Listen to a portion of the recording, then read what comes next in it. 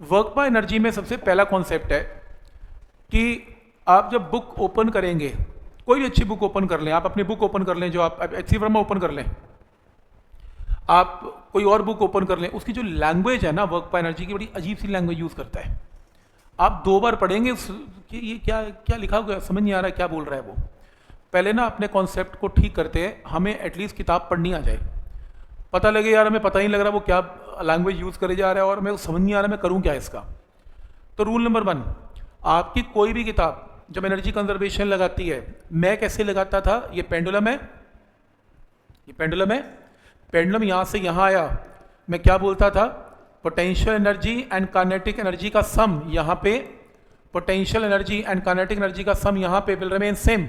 ऐसे ही किया मैंने, और मैंने जब न्यूमेरिकल किया तो क्या किया, पोटेंशियल एनर्जी इस पॉइंट पर एंड पोटेंशियल एनर्जी इस पॉइंट पर एंड काइनेटिक एनर्जी इस पॉइंट पर विल रिमेन सेम। क्या ये पॉइंट यहाँ तक क्लियर है? ऐसे हमने वैल्यूज पुट की और अपने क्वेश्चन को सॉल्व किया। बुक्स थोड़ी ना ऐसे करती हैं, ये तो मेरा तरीका है सॉल्व करने का, मैं क्वेश्चन को ऐसे देखता हूं।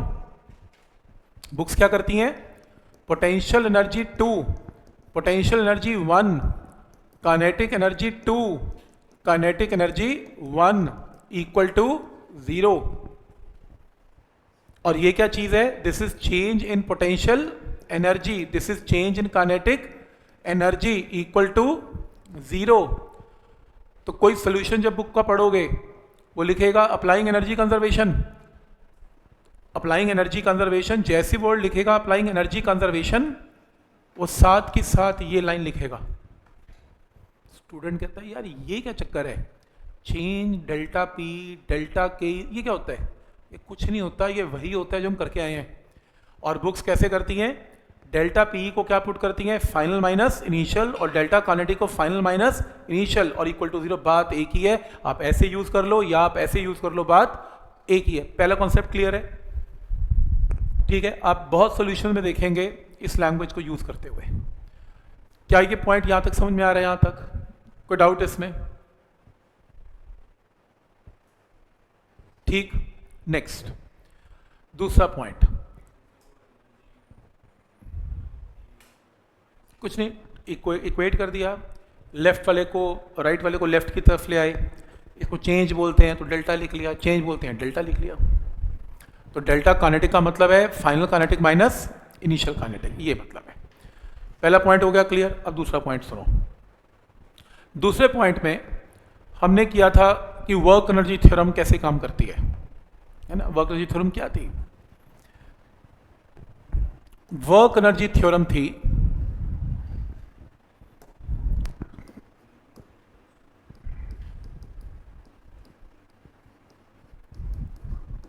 ठीक है, वर्क एनर्जी थ्योरम ये थी कि work done by net force is change in kinetic energy. Work done by net force is change in kinetic energy, कोई डाउट इसमें? यही थी। जब ये डेरिवेशन की थी, क्या असम्पशन थी एनसीईआरटी की डेरिवेशन में? बॉल कैसे मूव कर रही है एक्स एक्सिस पे, और मैंने क्या निकाला, change in kinetic energy is equal to amount of work done. ठीक है, डन, सही है, सही है। पर मान लो आपकी सड़क ऐसी नहीं है, इंक्लाइन प्लेन पे बॉल फेंक रहे हो, अब क्या होगा, पोटेंशियल एनर्जी भी चेंज हो जाएगी। वो तुमने ली नहीं। हमने एनसीईआरटी में बड़ा आसान किया कि बॉल ग्राउंड पे चल रही है, पोटेंशियल चेंज ही नहीं हो सकती, क्योंकि पहले भी पोटेंशियल ग्राउंड पे 0 है, बाद में भी 0 है। तो वर्क थ्योरम तो पूरी की नहीं। अब क्या हो रहा है, अब मान लो पोटेंशियल भी है और काइनेटिक भी है। मान लो बॉल ऊपर जा रही है, ऊपर जाते जाते काइनेटिक की वैल्यू घटती जा रही है, पोटेंशियल की वैल्यू बढ़ती जा रही है, क्योंकि हाइट चेंज हो रही है, और वर्क डन तो मैं ही कर रहा हूं। तो वर्क डन में नेट फोर्स क्या हो जाएगा, चेंज इन पोटेंशियल एनर्जी भी हो जाएगी, बात ही खत्म। तो कई लोग कहते हैं सर ये क्या बात बनी, वर्क ये क्या है कि ये कैसी वर्क एनर्जी थ्योरम है, पोटेंशियल भी ले ली, क्योंकि आपके एग्जाम्पल में आज के बाद पोटेंशियल और काइनेटिक दोनों चेंज होंगे। पॉइंट समझ में आ रहे हैं यहां तक? क्या इसमें लॉजिक लगा रहा है? ठीक है। कई बुक्स इसको ऐसे लिखती हैं, कई बुक्स कैसे लिखती हैं ये भी बताता हूं। कई बुक्स में ऐसा लिखा होता है कि जैसे मान लो, जैसे एग्जांपल लेता हूं, अगर तो एनर्जी कंजर्वेशन है, देखो या तो एनर्जी कंजर्व है या नहीं है ना, या तो एनर्जी लॉस है या एनर्जी लॉस नहीं है। एनर्जी लॉस अगर नहीं है तो एनर्जी कंजर्व है, क्योंकि फिर total energy will remain same. और अगर एनर्जी लॉस है तो किसी ने तो लॉस ऑफ एनर्जी किया है, जैसे फ्रिक्शन ने एनर्जी को खराब किया है, ऐसा ही होगा, कोई डाउट इसमें? तो आप देखेंगे वर्क एनर्जी थ्योरम, मान लो आपने एक बॉल को ऊपर फेंक दिया, बॉल को ऊपर फेंका तो change in kinetic energy and change in potential energy exist करेगी, क्योंकि काइनेटिक की वैल्यू क्या होगी, घटेगी, पोटेंशियल की वैल्यू क्या होगी, बढ़ेगी। कोई डाउट इसमें? अगर तो एनर्जी कंजर्व होती, मैं फिर कह रहा हूं एनर्जी लॉस ना होती, तो फिर ठीक है, इसका आंसर क्या होता, 0। पर अगर एनर्जी लॉस है, और लॉस किसने किया, मान लो फ्रिक्शन ने कर दिया, तो फिर आप ये नहीं बोलेंगे कि एनर्जी कंजर्वेशन हो गया, क्योंकि एनर्जी कंजर्वेशन में और कोई चीज नहीं आएगी, उसमें सिर्फ काइनेटिक एंड पोटेंशियल का चेंज इक्वल टू 0 आएगा। लेकिन अगर आपके पास फ्रिक्शन है, फ्रिक्शन के होते हुए एनर्जी कोई कंजर्व नहीं हो सकती, क्योंकि फ्रिक्शन तो आपकी एनर्जी को क्या करेगा, खराब करेगा ही करेगा, पक्की बात है। तो आपकी वर्क एनर्जी, जो आपकी वर्क एनर्जी थ्योरम है, वर्क एनर्जी थ्योरम है, वो काम करेगी। मैं फिर कह रहा हूं, एनर्जी कांस्टेंट है, एनर्जी कंजर्व है, उसमें और कुछ नहीं आएगा, या तो पोटेंशियल आएगा या काइनेटिक आएगा, और कुछ नहीं आएगा, क्योंकि और कोई चीज एग्जिस्ट ही नहीं करती, या तो पोटेंशियल या काइनेटिक है, तो उसमें टोटल चेंज तो 0 रहेगा, मैंने बता दिया। लेकिन अगर लॉसेज हैं और एनर्जी कांस्टेंट नहीं है, फिर फ्रिक्शन या रेजिस्टिंग फोर्स भी आएगी, और फिर उसको ये नहीं बोलेंगे कि एनर्जी कंजर्व होगी, फिर बोलेंगे हमने क्या लगाई, वर्क एनर्जी थ्योरम लगाई। कि वर्क एनर्जी थ्योरम में क्या कॉन्सेप्ट है, एनर्जी कंजर्वेशन जरूरी नहीं है, वर्क और एनर्जी का कॉन्सेप्ट है। तो क्या क्या बोलेंगे कि काइनेटिक एनर्जी चेंज हुई, पोटेंशियल एनर्जी भी चेंज हुई, और वर्क डन बाय फ्रिक्शन भी हुआ, और इनका नेट सम क्या आएगा, 0। जैसे मान लो इन दोनों का जो टोटल सम है, दैट इज टोटल एनर्जी। मान लो टोटल एनर्जी की जो वैल्यू है, मान लो ऐड करके टोटल एनर्जी की वैल्यू 100 जूल है। मान लो मैं न्यूमेरिकल सॉल्व किया, न्यूमेरिकल सॉल्व करके change of potential, change of kinetic कुछ तो होगा, क्योंकि कुछ तो कांस्टेंट है। अब प्रॉब्लम यह है कि इसको किसने खत्म किया, फ्रिक्शन ने। फ्रिक्शन ने उतना ही नेगेटिव वर्क डन करके इसका आंसर क्या कर दिया, 0। तो अगर तो एनर्जी कांस्टेंट है, फिर तो इसका सम वैसे ही 0 है।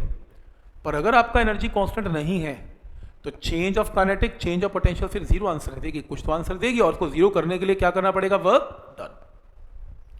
तो आपकी बुक की जो लैंग्वेज है वो चेंज हो जाएगी। वो कहेगा मैंने वर्क एनर्जी थ्योरम लगाया, वो ये नहीं कहेगा मैंने एनर्जी कंजर्वेशन लगाया। तो स्टूडेंट ये सोचता है यार सोल्यूशन में समझ में नहीं आ रहा, ये एक क्वेश्चन के अंदर कर रहा है वर्क एनर्जी, ये क्वेश्चन में कर रहा है एनर्जी कंजर्वेशन लगाया, डेल्टा के ई डेल्टा पी 0, सही है।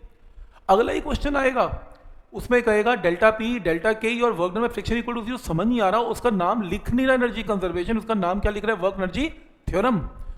क्योंकि वर्क एनर्जी थ्योरम तो फ्रिक्शन पे भी काम करती है, और एनर्जी कंजर्वेशन तो इसमें चाहिए ही नहीं है, पर एनर्जी कंजर्वेशन में और कोई फोर्स काम नहीं करेगी।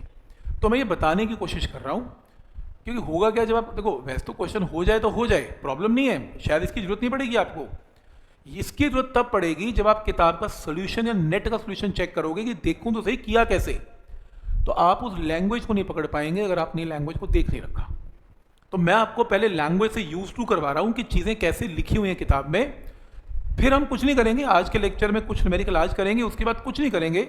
नेक्स्ट लेक्चर में सीक्वेंस में सारी चीजों को क्लियर करते जाएंगे, और न्यूमेरिकल प्रैक्टिस नेक्स्ट टाइम से स्टार्ट होएगी, आज भी हो जाएगी। लेकिन मैं हर बार ये नहीं कर सकता हर न्यूमेरिकल में कि चलो ये थ्योरी कर लेते हैं, अच्छा अगला न्यूमेरिकल चलो एक और थ्योरी करते हैं, ये नहीं कर सकता। तो एक ही गो में मैं थ्योरी बता रहा हूं, और उसके बाद सिर्फ न्यूमेरिकल न्यूमेरिकल न्यूमेरिकल चलते रहेंगे, अटकेंगे नहीं, बीच में सारी चीजें क्लियर होती जाएंगी।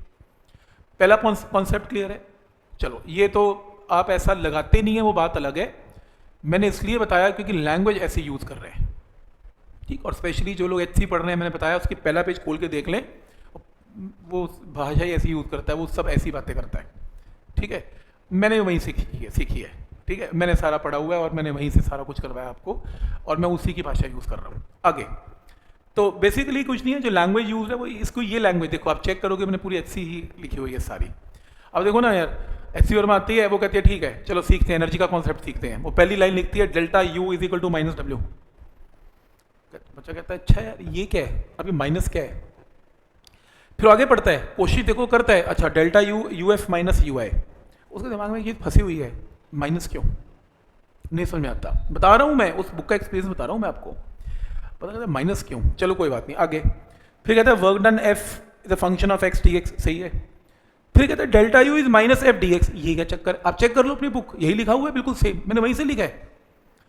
फिर वो कहता है कि delta U minus F D x differentiate करो इससे, तो आपके पास ये इक्वेशन आती है, वो तेरी वो कहती है ये क्या है यार, D u by d x. फिर से पढ़ना पड़ेगा, अगेन अगेन दोबारा वही चीज़ पढ़ता है, पढ़ता यहाँ पे आता है, कहता है यार नहीं यार कुछ समझ में नहीं आया, ये क्या हो गया, नहीं समझ में आया। आप पढ़ लो, चाहे ये लो आपके सामने है, आपके सामने लिखा है, आप बुक खोल लो, यही है। अब मैं आपको 2 लाइन में समझाता हूँ ये क्या लिखा उसने। देखो उस बंदे की सोच देखो कहाँ चलती है, दिखाता हूँ। वो ये कहने की कोशिश कर रहा है, जो मैंने सारा कुछ लिखा उसको 1 लाइन में समझाऊंगा और आपको सारी लैंग्वेज समझ में आएगी क्या बोल रहा है। ये देखो, सबसे पहले एक फोर्स है जिसका नाम है कंजर्वेटिव फोर्स, ठीक है। मैं यहां से स्टार्ट करता हूं, ये सारी कहानी ना तब लिखी जाती है जब फोर्स कंजर्वेटिव है। तो सबसे पहले लिखो इसे, मान लो F is conservative, conservative force का एग्जांपल हमने किया था, क्या था, ग्रेविटेशन की फोर्स इज कंजर्वेटिव। क्या ये पॉइंट यहां तक क्लियर है, ये पहला स्टेप है। दूसरा स्टेप, अब फोर्स ऑफ ग्रेविटी कंजर्वेटिव है, कंजर्वेटिव की 2 प्रॉपर्टीज मैंने आपको याद करवाई थी बहुत अच्छे से, मैंने कहा था स्कूल में भी आएगी। व्हाट इज कंजर्व, मैंने टेस्ट में भी दी थी, मैंने कहा था what is conservative force, the force, ये कंजर्वेटिव फोर्स वो फोर्स है जिसमें अगर हम वर्क डन करें तो वर्क डन किस पे डिपेंड करता है, इनिशियल और फाइनल पोजीशन में डिपेंड करता है, पाथ पे डिपेंड नहीं करता। ये मैंने आपको बताया था, पहली प्रॉपर्टी ये लिखनी है। फिर मैंने आपको लिखवाया था सेकंड प्रॉपर्टी लिखो, और सेकंड प्रॉपर्टी क्या थी कि अगर आप ए पॉइंट से एक मास को उठाते हो, ऊपर लेके जाते हो, वापस ए पे लेके आते हो, net amount of work done is 0। याद आ रहा है, ए से लेके ईंट को ऊपर लेके गए और वापस रखा, net amount of work done 0। और सेकंड प्रॉपर्टी लिखी हुई आपकी कॉपी में, आप चेक भी कर सकते हो कि अगर आप एक पॉइंट से दूसरे पॉइंट तक और दूसरे पॉइंट से पहले पॉइंट तक अगर आप वर्क डन करते हो विद कंजर्वेटिव फोर्स, तो आपका नेट अमाउंट हर हालत में क्या आएगा, 0। और मैंने कहा था कि पेपर में आएगा explain what is conservative force, NCERT की लैंग्वेज थी, तो मैंने आप ये डेफिनेशन लिखवाई थी। फिर सेकंड 2 प्रॉपर्टी लिखवाई थी, work done depends on initial and final, और दूसरी प्रॉपर्टी लिखवाई थी राउंड ट्रिप में वर्क डन क्या होता है, 0। कोई डाउट इसमें? आपकी बुक इस बात को कैसे कहती है, किताब कहती है कि work done in round trip, आना और जाना, इज 0, है ना। अगर फोर्स कंजर्वेटिव है तो वर्क डन 0। आपका ऑब्जेक्टिव इतने प्यार से थोड़ा पूछा जाएगा कि अच्छा बताओ ट्रू एंड फॉल्स, कि क्या मैं कंजर्वेटिव फोर्स में वर्क डन करूंगा, राउंड ट्रिप पे आंसर 0 आएगा। आपको हाँ आता है मुझे क्वेश्चन, 0 आएगा, बिल्कुल भी नहीं। वो क्या बोलेगा, वैसे बोलेगा। मान लो आप एक ऑब्जेक्ट को ए से बी पे ले गए, मान लो आप ऑब्जेक्ट को बी से ए पे ले आए, जब आप ए से बी पे जाते हो तो मान लो जो वर्क डन है वो क्या होता है, एफ डी एक्स, है ना। स्मॉल वर्क डन निकालते हो तो टोटल वर्क डन क्या होता है, इसकी इंटीग्रेशन, कहां से कहां तक, ए से बी तक, ऐसे ही है। चलो मान लो अगर मैं ए से बी तक वर्क डन करता हूं तो एफ डी एक्स की इंटीग्रेशन है, और चलो 1 मिनट के लिए अगर मैं ए से बी तक करता हूं और वापस बी से ए भी करता हूं तो मैं टोटल वर्क डन निकाल लूंगा। कैसे, या तो मैं इसको ऐसे लिखूंगा, ए से लेके बी तक और प्लस एफ डी एक्स की इंटीग्रेशन कहां से कहां तक, बी से लेके ए तक। इसका मतलब समझ में आ रहा है कि मैं 2 वर्क डन कैलकुलेट कर रहा हूं, जाने का और आने का। इसे राउंड ट्रिप बोलते हैं, और राउंड ट्रिप में इट्स अ क्लोज्ड पाथ, देख रहे हो, जहां से स्टार्ट हुए घूम के वहीं पर वापस आ रहे हैं। फिजिक्स में ये नहीं लिखते, फिजिक्स वाले इतनी कष्ट थोड़ा ना करते हैं कि 2 टर्म लिखें, समझाएं, कुछ ना करें। वो कहता है एफ डी एक्स की वैल्यू निकल रही है, ये वर्क डन है। राउंड ट्रिप के लिए वो यहां इंटीग्रेशन में सर्कल लगाते हैं। अब देखना बुक्स में लिखा हुआ है इंटीग्रेशन विद अ सर्कल, इसे बोलते हैं closed integration, closed integration, close integration का मतलब है फॉर अ राउंड ट्रिप, आना और जाना, मतलब आपको दो बार लिखने की जरूरत नहीं है ए से बी, बी से ए, आप एक ही बार लिखें, राउंड बना लें। राउंड का मतलब जहां से स्टार्ट हुए थे वहीं पर वापस आ गए। तो ये वर्क डन किसका है? राउंड ट्रिप का। राउंड सर्कल लग गया, सर्कल का मतलब ए से बी, बी से ए तक इकट्ठी इंटीग्रेशन कर दी।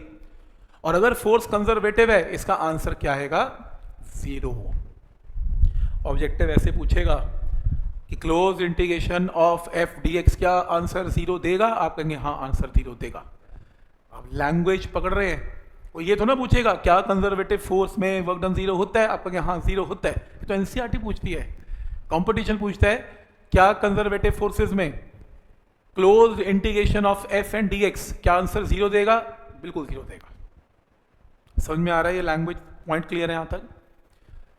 ठीक है, तो एक लैंग्वेज ये हो गई है ना, क्लोज इंटीग्रेशन मतलब क्लोज पाथ की बात हो रही है, तो ये भी लैंग्वेज क्लियर है। अब तीसरा पॉइंट समझो। एक प्रॉपर्टी मैंने आपको बताई नहीं थी कि एनसीईआरटी में नॉर्मली लिखने को आती नहीं है, लेकिन वो बहुत इंपॉर्टेंट प्रॉपर्टी है किसी भी कंजर्वेटिव फोर्स की। तो पहली प्रॉपर्टी क्या करवाई थी कि अगर मैं ए से बी तक वर्क डन करता हूं कंजर्वेटिव फोर्सेज में, तो वर्क डन किस पे डिपेंड करता है? इनिशियल और फाइनल पे, पाथ पे डिपेंड नहीं करता। और दूसरी प्रॉपर्टी क्लोज पाथ में एफ डी एक्स की इंटीग्रेशन क्या है? 0।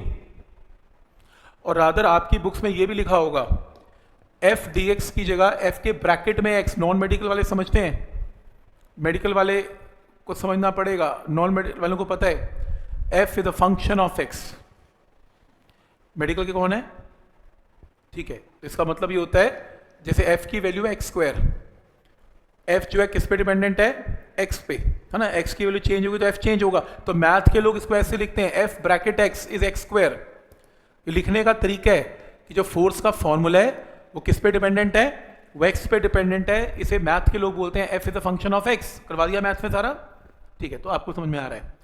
तो आपकी बुक्स में ऐसे लिखा होगा F is a function of x, d x की इंटीग्रेशन क्या होगी? 0। ठीक है यहां तक? ये दो प्रॉपर्टीज हो गई। तीसरी प्रॉपर्टी समझो। तो ये तीसरी प्रॉपर्टी है, इसको लिख लो, ये बहुत इंपॉर्टेंट प्रॉपर्टी है। थर्ड और नेक्स्ट प्रॉपर्टी कि अगर आपकी फोर्स कंजर्वेटिव है, अगर आपकी फोर्स कंजर्वेटिव है, नोट लिख लो इसमें, and U is potential energy, अगर आपकी फोर्स कंजर्वेटिव है and U stand for potential energy,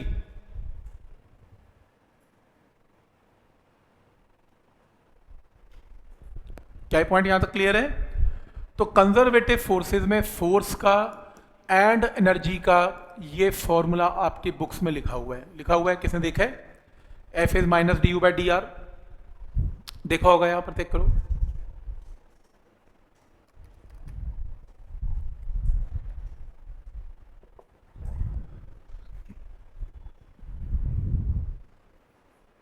ठीक है, ये बड़ा अजीब रिलेशन है, f is equal to minus d u by d r. कोई इस पे बताएगा ये क्या है?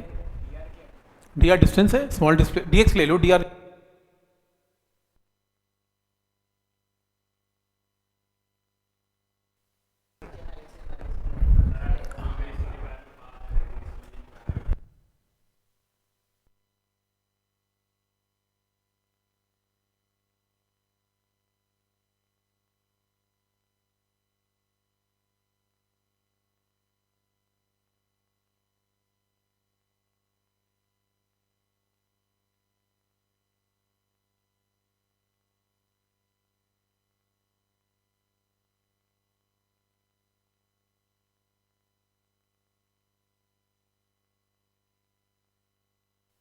समझाता हूँ कैसे।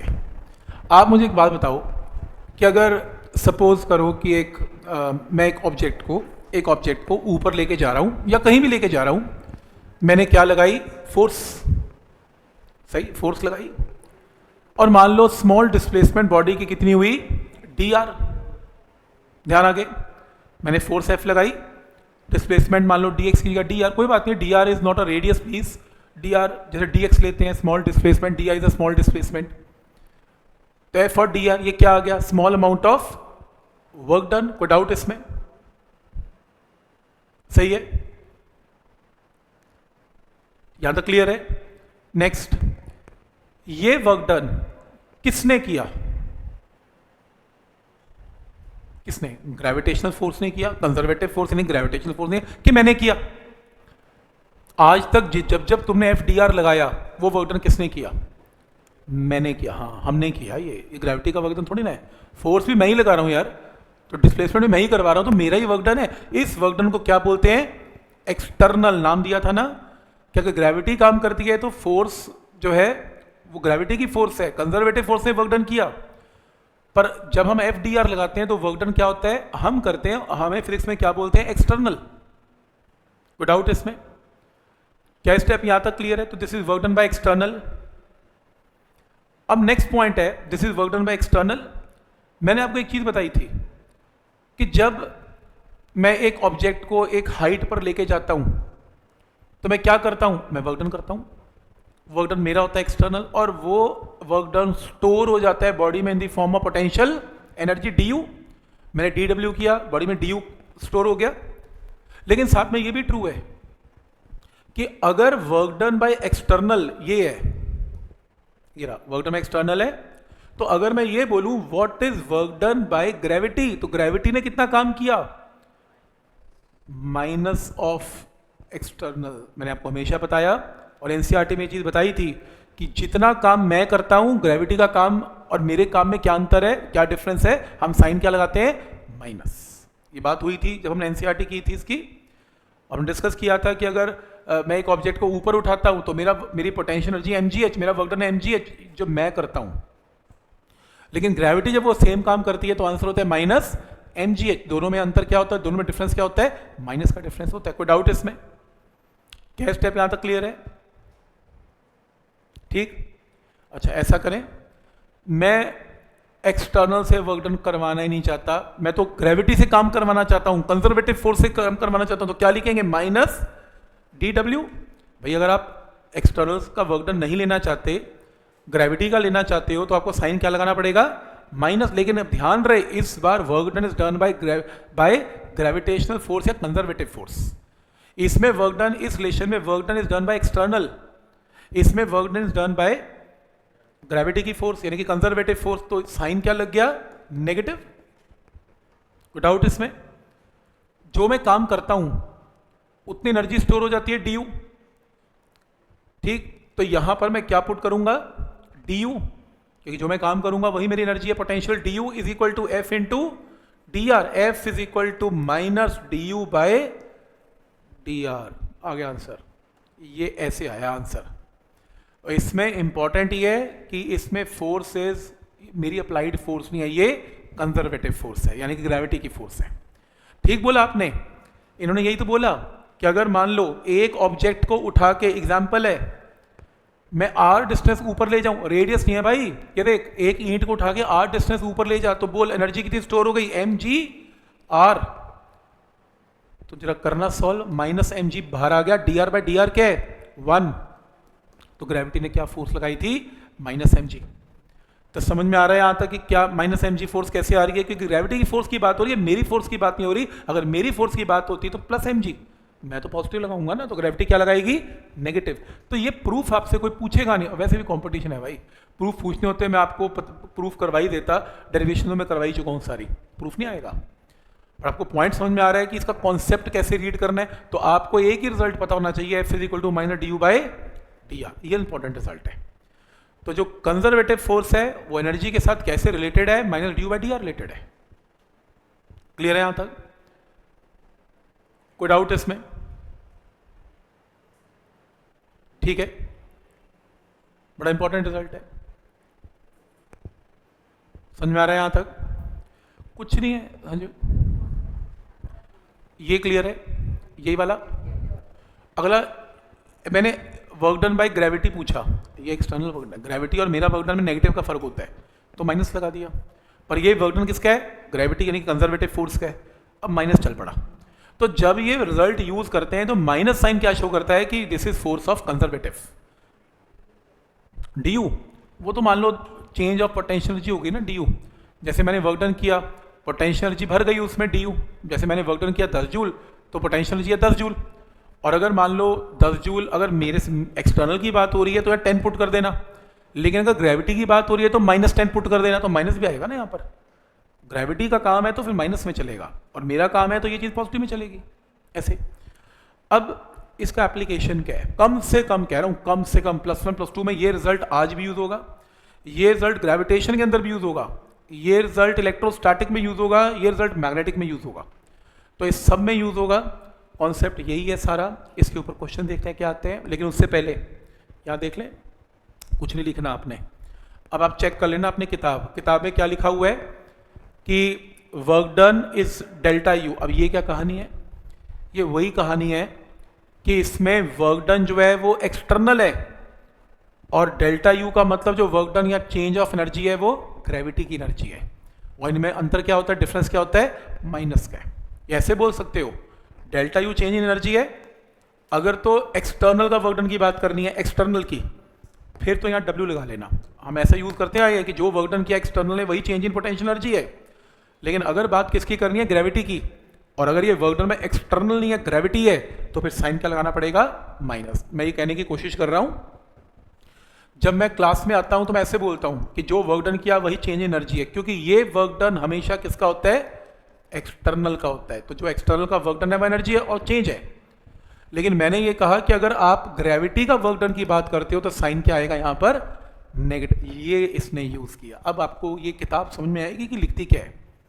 तो पहली डेफिनेशन, तो माइनस साइन तब फर्क पड़ेगा जब आप ग्रेविटी के वर्क डन की बात कर रहे हो, अपनी वर्क डन की बात करोगे फिर पॉजिटिव चलेगा। और क्योंकि ग्रेविटी के साथ काम हो रहा है तो माइनस के साथ। तो देखो, अब आपको ये लैंग्वेज समझ में आ रही है, एफ डी एक्स की इंटीग्रेशन है। अब क्योंकि पॉजिटिव है तो ये वर्क डन मेरा वर्क डन है, लेकिन अगर ग्रेविटी का वर्क डन करना है तो साइन क्या करना पड़ेगा यहाँ पर? माइनस। ये लैंग्वेज समझ में आ रही है? ये तो मैं बता ही चुका हूँ सारा कैसे आया। तो ये तरीका है इसको करने का। लेकिन ऑब्वियसली यार तुम्हें ये कुछ आता नहीं है, तुम्हें थोड़ा आएगा प्रूफ करा, कुछ नहीं आएगा तुम्हें। ये आएगा, ये लो एग्जाम्पल लिखो।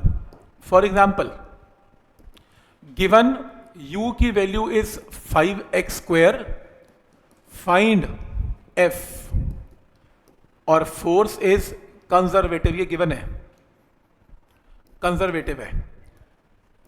u is equal to 7y², find f, ये सब कंजर्वेटिव है।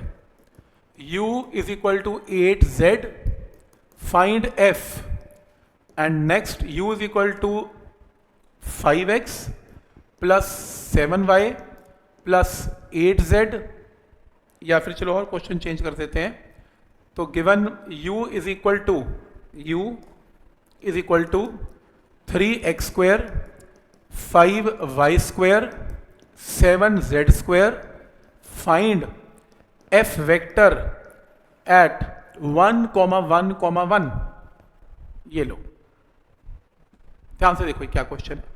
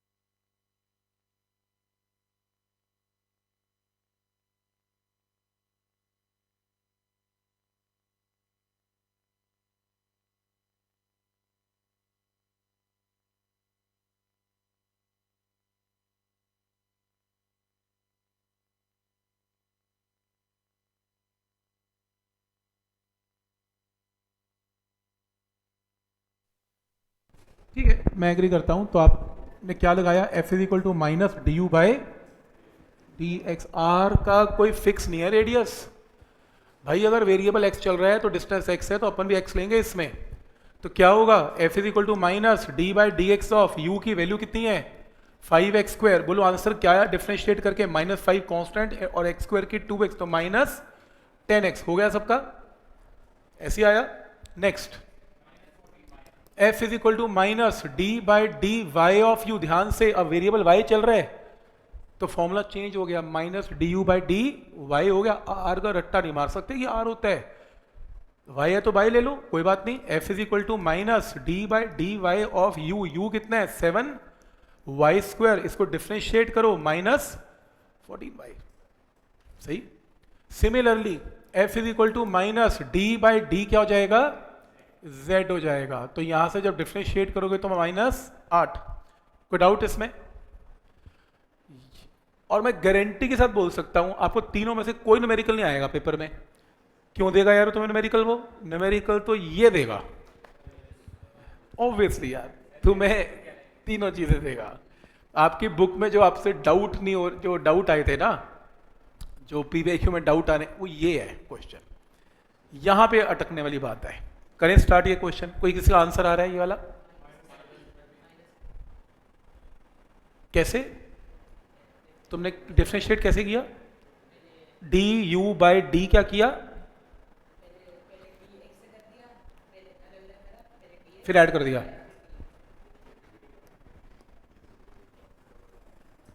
सही किया, कह सकते हो। तो इसके लिए प्रॉब्लम यह है कि अब u की जो वैल्यू है ना, जो u की वैल्यू है, u की वैल्यू तीनों चीजों पे डिपेंड कर रही है, x पे, y पे और z पे। कोई डाउट इसमें?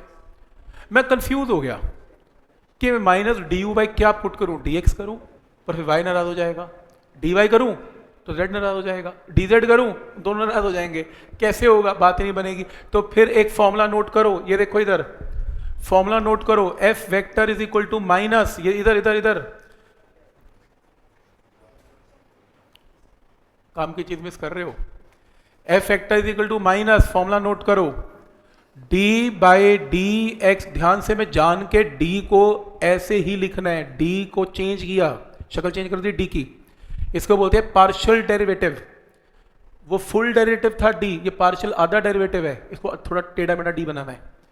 तो d बाई ये लो, ये आपके पास आएगा i cap plus partial derivative of u j cap and partial derivative z k cap. ये फॉर्मूले को जरा नोट करना, आपकी बुक्स ये यूज करेंगी फॉर्मूला, इस फॉर्मूले को नोट कर लें प्लीज। एनसीईआरटी की तो बात ही नहीं होनी भाई, 10 दिन कुछ नहीं होना। आप जब तक रोटेशनल नहीं, तब तक भाई ये कंपटीशन है, मतलब मेरी तरफ से स्कूल में कुछ ना पढ़ के जा, कोई टेंशन नहीं है, जो पहले कराया वो ही पढ़ जा।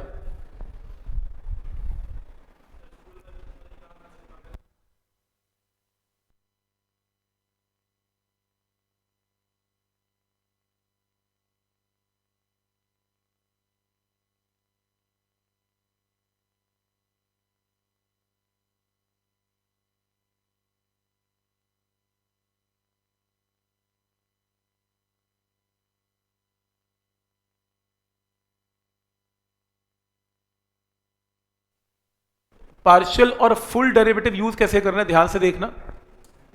एग्जाम्पल, अगर मान लो क्वेश्चन है d by d x of x into y, मान लो पेपर में ही आता है, ये पार्शियल नहीं है, ये d लिखा हुआ है, d का मतलब फुल डेरिवेटिव, और हमने ये फर्स्ट लेक्चर में किया था, इसमें u इंटू वी का फॉर्मूला लगेगा।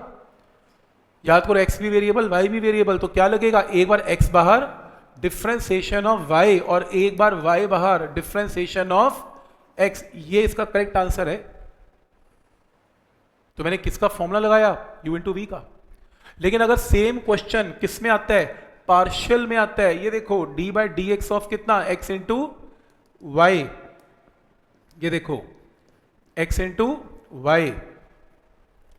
अब ये इंपॉर्टेंट है, अगर वर्ड पार्शियल है और partial with respect to x है, तो पार्शियल क्या करता है, जितने भी x के अलावा टर्म्स हैं उसको क्या मान लेगा, कांस्टेंट उसको वेरिएबल मानेगा ही नहीं, बाहर निकाल देगा। जबकि फुल डेरिवेटिव दोनों को वेरिएबल मानता है। Partial derivative with respect to x है तो वाई को कांस्टेंट मान लेगा। तो आपका आंसर आएगा y into d x by d x. D x by d x क्या होता है 1, तो आंसर क्या आएगा वाई, आंसर इज वाई।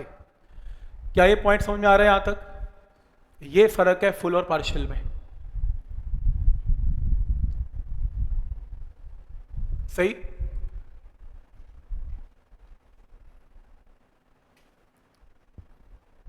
तो जब बुक्स में पढ़ोगे ना तो ये सॉल्यूशन ऐसी लैंग्वेज में लिखे होंगे, आप सीधा ऐसे नहीं कर सकते कि इसको अलग कर दिया अलग कर दिया अलग कर दिया। भाई वो आपको जब ना हुआ तो कुछ तो देखोगे, तो आपको ये थोड़ा सा आइडिया किया आपने सही, क्योंकि वो अलग अलग एक्चुअली इसमें भी ये किया, अलग अलग अलग करके ऐड किया हुआ है। And F is a vector तो आई कैप जे कैप के कैप लगा रखा है। ठीक है यहां तक? अब इसमें क्या क्वेश्चन क्या गिवन है 3x² 5y² 7z², value put करते हैं।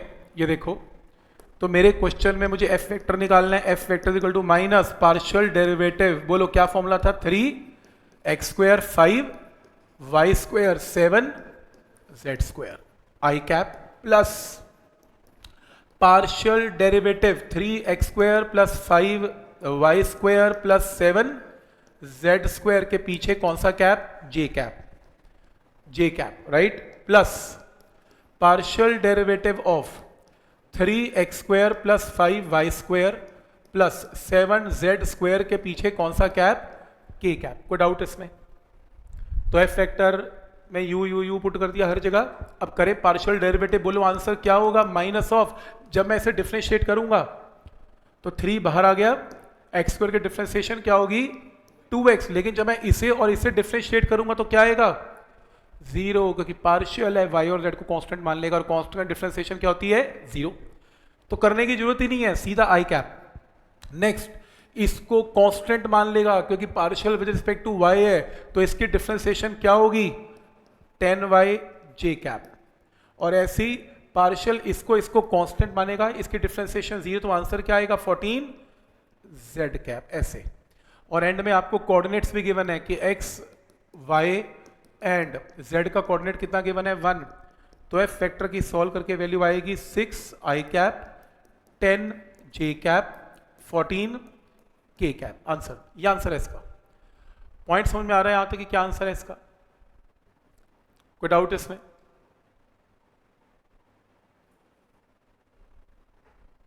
ठीक है, ये तरीका है आपके ऑब्जेक्टिव क्वेश्चन जो आएगा वो ऐसे आएगा।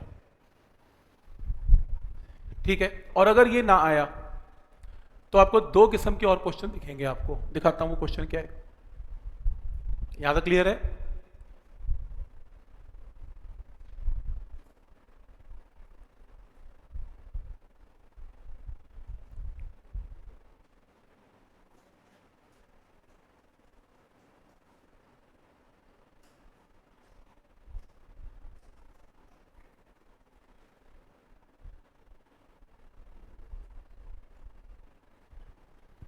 ठीक है यहां तक? तो ये देखो नेक्स्ट है given u is equal to 5x, नहीं चेंज कर रहा हूं, given f is equal to 5x, find u, ये लो, और सोर्स कंजर्वेटिव है। फॉर्मूला क्या यूज करें बोलो, f is equal to minus d u by d x. तो इसके अंदर f की जगह क्या पुट करें 5x minus d u by d x, क्या करें cross multiply, d u is equal to minus 5 into d x, और u निकालने के लिए दोनों तरफ की क्या करें इंटीग्रेशन। देखो इंपॉर्टेंट स्टेप, अगर आपको u गिवन है तो डिफरेंशिएट करके f निकलेगा, और अगर आपको f गिवन है इंटीग्रेट करके u निकलेगा। तो 1 डी यू है माइनस 5 इंटू 1 डी एक्स क्या है x, आंसर एनर्जी ऐसे निकलेगी। समझ में आ रहा है यहां तक कि क्या लॉजिक है? तो आपको PYQ में दिखेंगे ये क्वेश्चन, आपको u देगा और u से क्या पूछेगा f पूछेगा। और अगर ये भी ना आया तो सर्कुलर मोशन में या ग्रेविटेशन में मुझे याद नहीं आ रहा, लेकिन मैं आपको छोटा सा क्वेश्चन बना के दे सकता हूं। वो क्वेश्चन तो बड़ा था, पर स्टार्टिंग यही थी जो मैं बताने चाह रहा हूं। मैंने एक्स ही लिखा है, अच्छा इंटू एक्स लिखा है।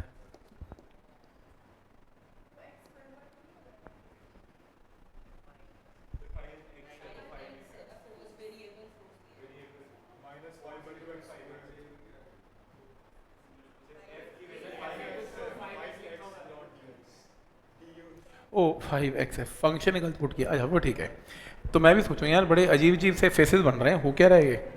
ठीक है भाई, ठीक है। तो d u is equal to -5x dx, right right, ठीक है। तो ऐसे इंटीग्रेट करेंगे तो u is equal to -5 into x square divided by 2, right, ठीक है, ठीक है। पॉइंट समझ में आ रहा है यहाँ तक? अच्छा, क्वेश्चन आपको कम से कम मैंने ये 3 क्वेश्चन देखे हैं ऐसे, 3 अलग अलग साल में जो मैं पूछने जा रहा हूं। क्वेश्चन क्या मुझे याद नहीं आ रहा, पर उसका पहला स्टेप यही है जो मैं बताने जा रहा हूं। क्वेश्चन है, मान लो एक बॉडी किस में घूम रही है, इन सर्कल, एक बॉडी सर्कल में घूम रही है, ठीक है, यहां तक क्लियर है। अब इसमें जब वो घूम रही है तो एक सेंट्रीपिटल फोर्स काम करेगी। वो कहता है मान लो सेंट्रीपिटल फोर्स कंजर्वेटिव है, अब है कि नहीं मुझे पता नहीं, पर वो कहते हैं कंजर्वेटिव है। और वो कहते हैं कि जो u की जो वैल्यू है, u एनर्जी, वो घूम रही है, उसके पास पोटेंशियल एनर्जी है 5 इंटू लॉग ऑफ आर। ये बॉडी की पोटेंशियल एनर्जी है। बॉडी का मास कितना है, m इज इक्वल टू या -5 लॉग आर। बॉडी का मास कितना है 1 kg। वो पूछेगा बॉडी की वेलोसिटी निकालो क्या है। सर्कल में घूमने की वेलोसिटी होगी, वेलोसिटी क्या है, ये क्वेश्चन है।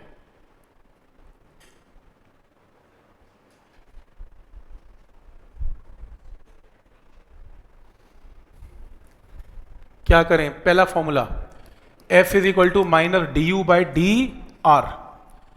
F is equal to minus d by d r of u की वैल्यू कितनी है, -5 लॉग ऑफ आर, यही है। Minus minus plus, log r के डिफ्रेंसिएशन क्या है, 1 बाई आर। लॉग आर के डिफ्रेंसिएशन क्या थी, 1 बाई आर। ये फोर्स जो आई वो बॉडी को किसमें घुमा रही है ना, सर्कल। सर्कल में घूमने की फोर्स को क्या बोलते हैं, centripetal, mv square by r. R से आर कट गया, मास की वैल्यू कितने की मैंने 1 kg, निकाल लेना भी आएगा। ये तो पहला स्टेप है, क्वेश्चन तो स्टार्ट ही नहीं हुआ। अब वो शुरू करेगा कि बॉडी सर्कल में घूम रही है, इधर जा रही है, वेलोसिटी निकालो, पता नहीं क्या कुछ पूछेगा। पहला स्टेप ये होगा। स्टार्टिंग पॉइंट समझ में आ रहा है। वो जानबूझ के देखो देने को वेलोसिटी भी दे सकता था, पर उसने ये भी चेक करना है F equal to minus d u by d r, वहां से वेलोसिटी निकलेगी, फिर अगले क्वेश्चन सॉल्व होगा। समझ में आ रहा है यहां तक, कोई डाउट इसमें? आते हैं, पढ़ा आपने क्वेश्चन ऐसा, F is minus d u by d are से स्टार्ट होता है। आगे मुझे पता नहीं क्या क्वेश्चन है, मुझे खुद नहीं आ रही है, मुझे खुद भी याद नहीं। हाँ पक्का होगा, देखो वो इतना प्यार से v कांस्टेंट देगा नहीं, वो वर्टिकली देगा। तो ये वर्टिकल सर्कल होगा, तो ये मान लो लोएस्ट पॉइंट पे वेलोसिटी देगा, फिर आगे जाके वो पेंडुलम वाले क्वेश्चन सॉल्व करने पड़ेंगे, एनर्जी कंजर्वेशन। मुझे याद नहीं आ रहा क्वेश्चन क्या है, पर मैं 3-4 क्वेश्चन देखे हैं ऐसे।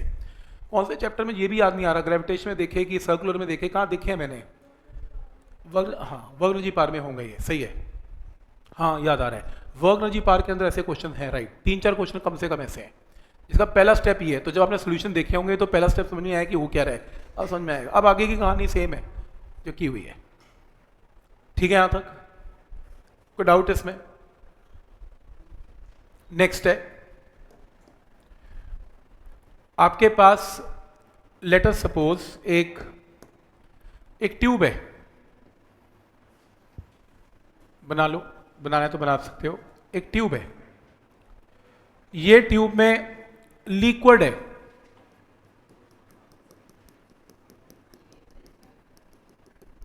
ये लो। लिक्विड कैसे है, लिक्विड ऐसे है, ये जो हाइट है और ये जो हाइट है ये डिफरेंट है। ये हाइट h1 है, ये हाइट h2 है। आपको इसका एरिया दे रखा है A, डेंसिटी दे रखी है रो, रो।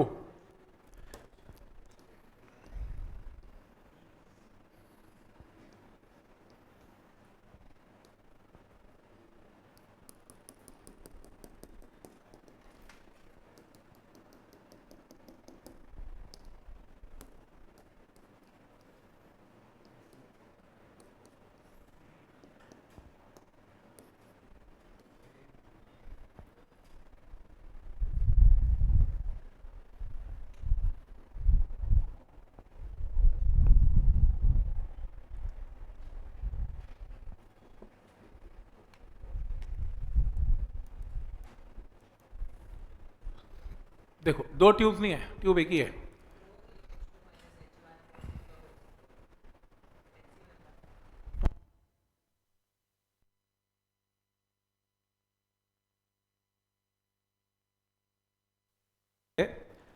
कि आपके पास ये एक ट्यूब है और इस ट्यूब में H1H2 तक लिक्विड है। ऐसे देखो एक बात, तो ऐसा हो सकता है कि आपने पानी डाला और यहाँ H2H1 हाइट है, ऐसा हो सकता है।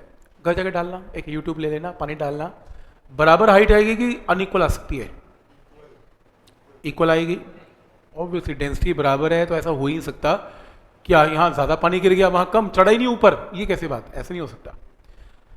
किसी ने दबा के रखा हुआ है इसे, तो ये ऐसे है, छोड़ दो, छोड़ोगे तो क्या होगा, ये लिक्विड ऊपर, ये नीचे, फिर ये ऊपर, ये नीचे, ऊपर नीचे नीचे ऊपर करके ये रेस्ट पे आ जाएगा, और फाइनली ये कितने रेस्ट पे आ गया, h डिस्टेंस पे आ गया। h गिवन नहीं है, मैंने खुद एज्यूम किया है, क्वेश्चन में H1 H2 गिवन है।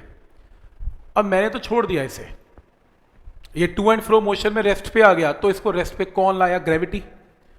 आपको निकालना है what is work done by gravity, work done by gravity, ये निकालना है। दिस इज द क्वेश्चन, ये क्वेश्चन क्लियर है यहां तक? तो what is work done by gravity, ये क्वेश्चन है।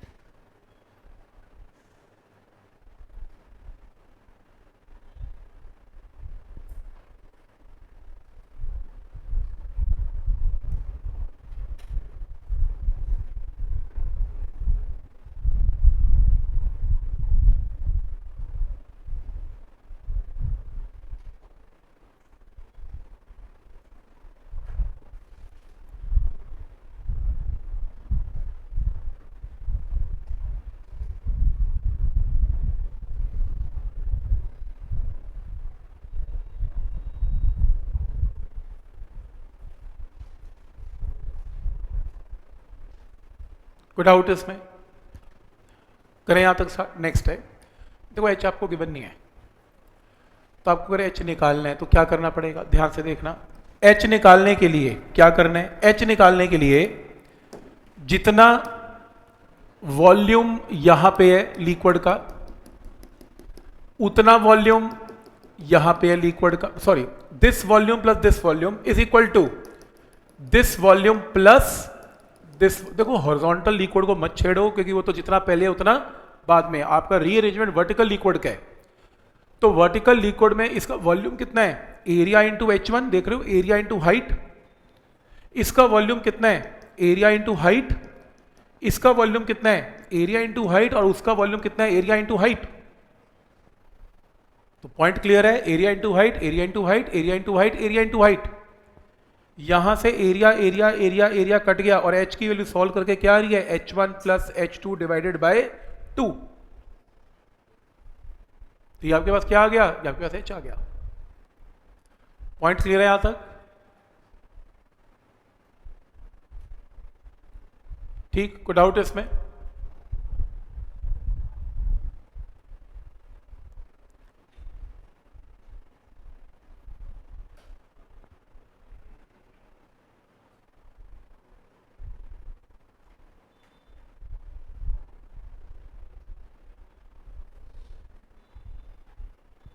ठीक है, यहां तक कोई डाउट इसमें? h आ गया। अब आपको अगर याद हो तो मैंने आपको एक कॉन्सेप्ट बताया था कि अगर ये लिक्विड है और इस लिक्विड में जो मास है वो ऊपर ऊपर ऊपर ऊपर ऊपर ऊपर चढ़ता जा रहा है, और इसकी क्या निकालनी है, पोटेंशियल एनर्जी। मैं क्या करूंगा, मैं फर्स्ट फिगर की पहले निकालूंगा initial energy, initial potential energy, फिर मैं फाइनल फिगर की निकालूंगा फाइनल पोटेंशियल एनर्जी, और फिर दोनों को माइनस कर दूंगा। तो जो चेंज ऑफ पोटेंशियल एनर्जी है वो वर्क डन आएगा, डन बाय ग्रेविटी। तो ग्रेविटी कितना काम करेगी, जो भी चेंज इन पोटेंशियल एनर्जी है वही वर्क डन बाय ग्रेविटी। तो वर्क डन बाय ग्रेविटी में आंसर क्या आएगा, यूएफ माइनस यूआई। अब प्रॉब्लम ये है कि आपके पास इनिशियल एनर्जी है कितनी, तो आपके पास इनिशियल एनर्जी कितनी है, यू आई। देखो एक बात बताओ, लिक्विड यहां भी है, यहां भी है, यहां भी है, यहां भी है, हर जगह। तो ऐसे केस में हम क्या लेते हैं, सेंटर ऑफ मास। याद है, रॉड के ऊपर जब मास डिस्ट्रीब्यूटेड है और उसकी पोटेंशियल एनर्जी निकालनी है तो क्या लगेगा, mgh। ऐसे इसके अंदर भी क्या लगेगा, mgh। ये हाइट अगर h1 है तो ये हाइट भी कितनी है, h1 है। अब इस लिक्विड का मास कितना है बोलो? मास होता है वॉल्यूम इंटू डेंसिटी। वॉल्यूम कितना है? Area into H1 into density. तो लिक्विड का मास क्या आ गया? Area into H1 into density. तो क्या करेंगे? Area into H1 into density mg, height की जगह क्या लेंगे? H1/2। पॉइंट क्लियर है? क्योंकि सेंटर ऑफ मास पे लेंगे, सेंटर ऑफ मास पे सारा मास पड़ा हुआ है। पोटेंशियल एनर्जी यहां पर क्या होगी? mg इंटू H1/2 किया था हमने रॉड की एनसीईआरटी में। एक रॉड खड़ी हुई है ग्राउंड पे, शॉर्टकट करवाया था इसकी, जो चेन वाला क्वेश्चन, रॉड वाला क्वेश्चन, पोटेंशियल एनर्जी क्या होती थी? mg into H/2। ऐसे राइट वाली साइड का क्या बनेगा? Area into H1 into density into ji into H2 divided by 2। ये लो, तो ये क्या आ गई? राइट वाले साइड की पोटेंशियल एनर्जी, ये लेफ्ट की एनर्जी, तो ये टोटल एनर्जी आ गई इनिशियल। फाइनल क्या हुआ? फाइनल एनर्जी में फिर से यहां पर area into height into rho into जी इंटू H/2, यहां पर क्या आ जाएगा? H/2, और यहां पर भी area into height into density into जी इंटू कितना? H/2। यार जहां जहां H1 H2 है वहां H और H पुट कर दो, सेम चीज है। और H का फॉर्मूला हमने क्या निकाला था? H1 plus H2/2। तो जहां जहां तुम्हें H दिख रहा है वहां पुट कर देना H1 प्लस H2/2। तो आपके पास इनिशियल पोटेंशियल एनर्जी आ गई, फाइनल पोटेंशियल एनर्जी आ गई। इन दोनों को माइनस करके जो आंसर आएगा, आज जब पेपर में आएगा, PYQ जो लोग करेंगे उनके रास्ते में आएगा, आराम से बैठ के सॉल्व करना, माइनस करके आंसर मार्क करना। कैलकुलेशन बड़ी है और ये आया हुआ क्वेश्चन है। समझ में आ रहा है यहाँ तक? अब वो आएगा, मतलब मैं तो हिंट दे रहा हूँ, मैं आप क्वेश्चन थोड़ा सॉल्व कर रहा हूँ, तो मैं आपको बता रहा हूँ कि ऐसे सोच के इस क्वेश्चन को सॉल्व करना है आपने। क्या है पॉइंट यहाँ तक क्लियर है?